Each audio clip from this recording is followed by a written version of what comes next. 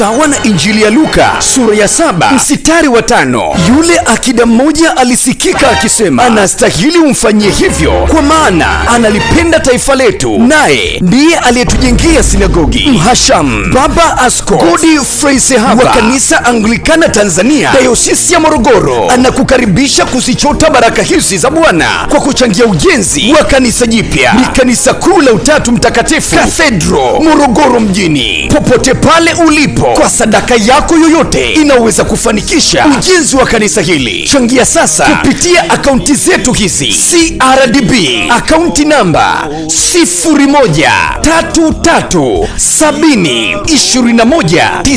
013370219200. Akaunti ni Holy Trinity Cathedral Ujenzi. Na Equity Bank akaunti namba 301521180128. Holy Trinity Cathedral Ujenzi, kanisa jipya.